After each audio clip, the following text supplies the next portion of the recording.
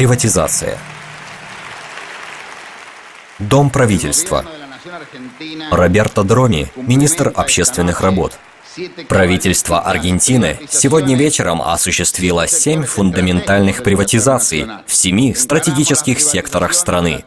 Мы пойдем дальше к приватизации телевидения, телефонных компаний, будущей системы приема платежей на дорогах, предстоящей сдачи в аренду дорог и железнодорожных путей, в том числе к приватизации радио, не забывая, конечно, приватизацию национальных авиалиний.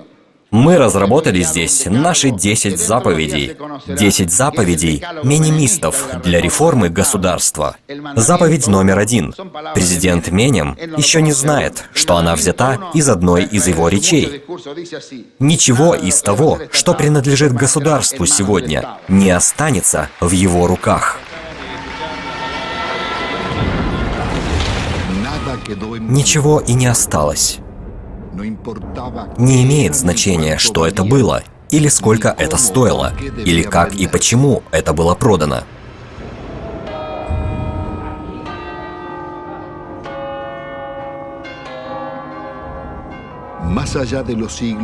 Ориентируясь на методы других столетий, эти приватизации были продолжением старых колониальных конфискаций. Однажды у Потаси уже украли серебро и золото. Теперь же украдены нефть, вода и коммуникации. Иностранные компании сделали в нашей стране то, что они не смогли бы сделать в своих собственных. Невыполнение работ. Даниэль Аспиазу, экономист Фласко. Они были освобождены от ответственности за невыполнение работ. Ставки поднялись, заставив пользователей платить за инвестиции. Не было необходимости в новом капитале. Чем больше ты рискуешь, тем больше зарабатываешь. В Аргентине без риска были получены огромные прибыли. Необычайная доходность. Они удвоили или даже утроили ставку в долларах. 26 приватизированных концернов, 13% от общего числа, присвоили 60% дохода. Франс Телеком в Аргентине имел прибыльность 15% и Телефоника 16%, тогда как 10 крупнейших международных операторов только в среднем имели прибыльность 5,4%. 5% в мире, 16% в Аргентине. Эти концерны являются частными здесь и в то же время государственными в их собственных странах. Обдираловка. Аргентинские предприятия были проданы без долгов. По требованию покупателей государство взяло на себя заботу о 150 тысячах уволенных. Главными инвесторами были Испания и Франция. Доходный Entel был продан за 1/5 часть своей реальной стоимости компаниям Телефоника и Франс Телекому, которые взвалили на него долг в $6 миллиардов. Аргентинские авиалинии были доходными и владели 37 самолетами. Испанские линии Иберия заложили их, чтобы купить бизнес, и лишили ее всех активов. Государственное коммунальное водоснабжение было перенято европейским синдикатом под управлением Суэз и Вивенди. После того, как их долги в 8 раз превысили их активы, была получена огромная прибыль, однако работы по договору не были закончены. 800 тысяч людей остались без питьевой воды и 1 миллион человек без канализации. Мастерские Тафи Вьехо в Тукумане. Но наихудшим, вероятно, является дислокация железных дорог, что нанесло смертельный удар региональной экономике. Тысячи семей вынуждены были переселиться. Существовало 36 тысяч километров путей, теперь осталось около 8 тысяч. Было 95 тысяч рабочих мест, теперь осталось только 15 тысяч. 10 лет спустя государство выплачивает все больше и больше субсидий. И сейчас должно Мировому банку $700 миллионов, одолженных на пособие для уволенных, и еще 700 миллионов в процентах. Вот так просто взять и закрыть 80 тысяч рабочих мест. Миллиарды в субсидиях. Приватизацией предполагалось положить конец выплате субсидий, что, вероятно, привело к государственному дефициту. Сегодняшний парадокс заключается в том, что большинство приватизированных компаний субсидируются. Только для национальной сети автомобильных дорог субсидий было 1,1 миллиарда долларов. И в то время как 980 миллионов для их приобретения не были выплачены, они украли в общем 2 миллиарда долларов. Они никогда не платили проценты. Они должны были платить проценты за использование государственной собственности, принадлежащей нашей стране. Они никогда не платили. Кто не платил? Никто. Ни за дороги, ни за почтовую систему, ни за аэропорты. Безнаказанность. Правовая защита всегда на стороне конгломератов. Никто не провел переговоры о потребителях. Почему такая безнаказанность? Политика. Большой бизнес и политические интриги. Конгломераты. Приватизация была запланирована в интересах больших конгломератов. Они были теми, кто финансировал все предвыборные кампании, все правительства, все перевороты, все основные общественные мероприятия.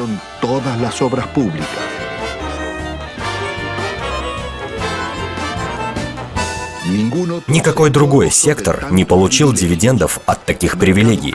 Защищенные рынки, астрономические субсидии, налоговые преимущества, завышение курсов, освобождение от штрафов за невыполненную работу, расширение концессий и конвертирование в песо долларовых долгов.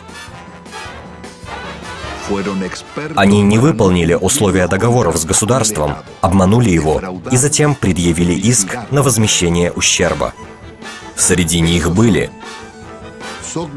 Макревская Сокма и Сидеко, Булгероневская Бридас, Лома Негра Фортобада, Пеком Перес Кумпанка, Роковская Тачинт, Пенито Роджио Пескармона и другие.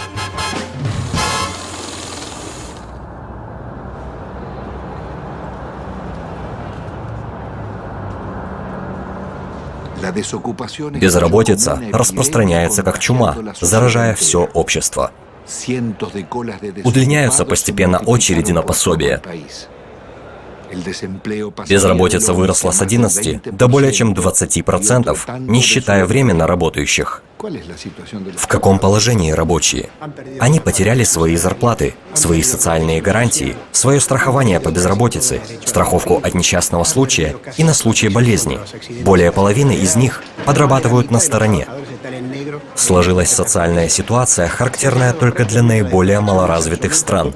Люди не смеют сопротивляться. Они боятся увольнений и того, что следующий день может их оставить без средств к существованию. Поэтому они соглашаются на урезание зарплат, ухудшение условий труда, работая в антисанитарной обстановке. Потеря вашей работы означает путь в никуда. Присоединение к армии нищих, армии изгоев. Это приводит к депрессии, к чувству беспокойства.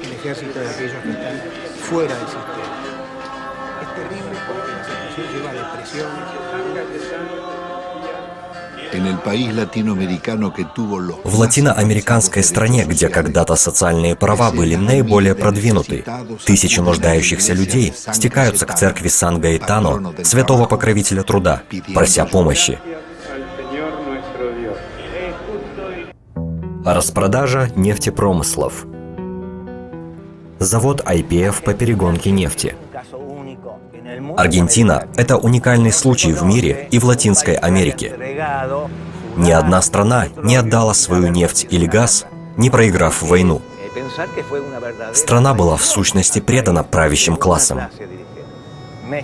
Мексика, Бразилия и Венесуэла никогда не приватизировали свою нефть. Так почему же продажа IPF была такой грубой ошибкой? Из-за роли, которую играла IPF в стране и на мировом нефтяном рынке. Вы должны помнить, когда Москони создал IPF, первое государственное предприятие в мире, нефть считалась очень важной стратегией, и продажа горючего была в национальных интересах. Если международная цена росла, IPF держала цену низкой, соответственно, своей стоимости, а не рыночной. Эта нефтяная компания была создана в 1923 по распоряжению генерала Москони. В 1907 нефть была открыта в Патагонии. Невзирая на недоброжелателей, нефтяная компания развивалась, не нуждаясь в иностранных средствах, и стала образцом для Латинской Америки. Она развилась так стремительно, что зарабатывала для страны столько же, сколько провинция Буэнос-Айреса. Ее запасы были оценены стоимостью в $200 миллиардов. Чтобы приватизировать ее, они должны были допустить много нарушений. Фактически, если бы был применен закон, большинство частных концессий были бы недействительны. Аргентина могла вскоре восстановить свою национальную нефтяную компанию, если бы у нее был реальный политический стимул. Густаво Кальеха, специалист по энергетике. Стратегические запасы, в которые были вложены огромнейшие суммы, были возмещены за 25 лет по цене, эквивалентной 9 месяцам производства. Они так слабо продавались, что Менем должен был заняться этим лично. $19 за акцию, которая стоила $38. 350 миллионов акций по цене $19 – это гигантское надувательство. Они даже наняли компанию МакКинли, чтобы преуменьшить оценку запасов. Год спустя резервы вернулись в отчеты в их реальной стоимости. Таким образом, они продали, скажем, резерв за 100, в то время как он стоил 140. Картель 4 транснациональных корпораций применил к нам самые высокие в мире тарифы и заплатил самые низкие пошлины. А кто проверяет? Они качают сколько хотят?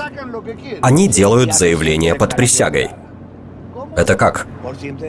С заявлением под присягой информируют аргентинцев, сколько они накачали. Резервы, оборудование были проданы за жалкие гроши. Им ничего не надо было делать. Участок был с персоналом и оборудованием, и всем необходимым для транспортировки нефти. Это была высококачественная инфраструктура, которая принадлежала IPF. Им не надо было делать ничего, поскольку такой концерн, как IPF, полностью спланировал свое будущее на 20 лет вперед. Теперь же они эксплуатировали ее, получая прибыль от своих государственных приобретений в виде нефтяной и газовой инфраструктур. Это действительность Аргентины. Патагония, Неукен, 1300 километров от Буэнос-Айреса. Вы не сможете понять промышленное развитие в Аргентине и Патагонии, не имея понятия о IPF. Она построила трубопроводы, сталеплавильные заводы, дороги и фабрики и дала рождение десятку городов, приспособленных к социальным нуждам их жителей. В частности, Комодоро Ривадавия, Калета Оливия, Култралко и Плаза Хинкул, которые были первыми нефтегородами в провинции Неукен. Бывшие служащие IPF. Все эти пустые, замурованные здания, находящиеся в запустении, были поселком номер 1, административным блоком, сердцем IPF. Когда ее приватизировали, люди вынуждены были уехать в поисках других средств к существованию. Они покидали свои дома в поисках новой перспективы. Вам достаточно платили? Денег было в достатке, это не было проблемой. Здесь никто никогда не нуждался. То, что произошло, было преступлением, убийством. Никто даже представить не мог, что такое могло случиться. Приватизация была проведена почти без учета. IPF оставил после себя много вещей, которые исчезли. Большие моторы, например, транспортные средства, новое оборудование, буровые долота, инструменты, одежда. Многое оборудование просто исчезло без следа. Оскар Флорес. Можно было спокойно демонтировать ангар, и никто бы даже вопроса не задал. Это все, что оставила Пекси, компания, созданная профсоюзом рабочих нефтяников Суппе, чтобы убедить рабочих, что они могли бы быть предпринимателями. Компания обанкротилась, задолжав нам деньги. Руководство Суппе пошло на обман. Они прекрасно знали, что IPF может быть демонтировано.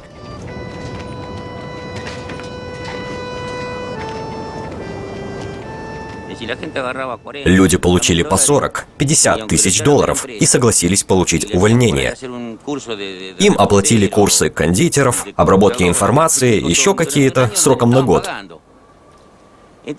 Они допустили приватизацию и увольнение без борьбы, так как у них в карманах были деньги. Затем они потратили эти деньги, купили машину, расширили свои жилища, начали бизнес. Это породило безработных? 5-7 тысяч, может больше. Нет никаких реальных цифр, но известно, это были тысячи. Тысячи из нас, пытаясь свести концы с концами, не могли найти нормальную работу.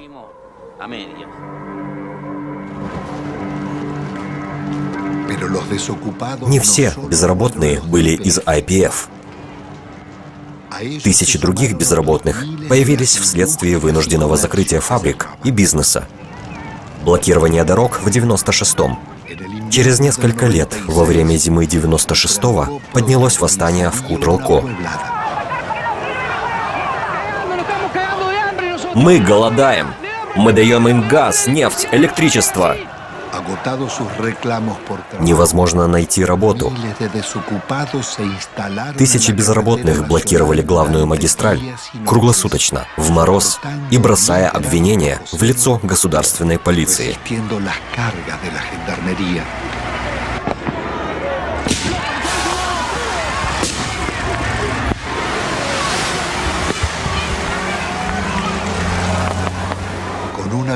Та одиночная победа породила движение Пикетеро с его контрольно-пропускными пунктами.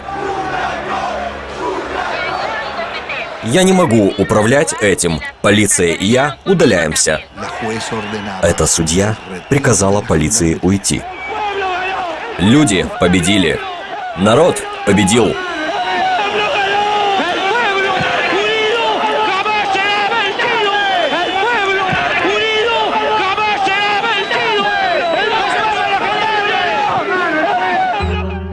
Состояние газовой отрасли. Месторождение природного газа Лома-де-Лалата. Компания «Газ дель Эстадо» была гордостью аргентинцев. Это был образец для компаний всего мира. Почему? Они занимались добычей газа, несмотря на удаленность месторождений, без перебоя. Европейцы копировали это, и даже некоторые североамериканцы. За 50 лет своего существования они поставляли природный газ 5 миллионам аргентинцев, тогда как за 90 лет существования британских компаний только 300 тысяч аргентинцев получали газ, импортируемый по высоким ценам. Компания Petrobras оценила, что газ дель Эстадо стоит 25 миллиардов долларов. После оценки международными консультантами он был продан за 2,5 миллиарда. В 10 раз дешевле? Именно. Компания Repsol загрязнила район до такой степени, что Mapuche Indians подали жалобу международным организациям. Члены общины Мапуче. Здесь член нашего сообщества построил дом, но не смог вселиться. Когда он прорубил скважину, чтобы качать воду, он обнаружил, что фактически это было горючее, которое поднималось наружу. Это труба, установленная моим отцом в 1995-м, для того, чтобы качать воду для питья и полива. Вы увидите, что он получил. Это горючее. Я покажу вам. Это чистое горючее.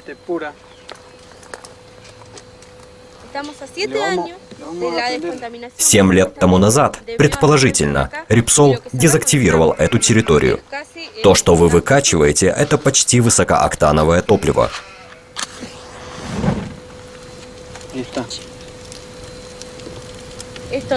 И не только на этих 55 гектарах. Все грунтовые воды заражены до самого дна, где грунтовые воды берут начало.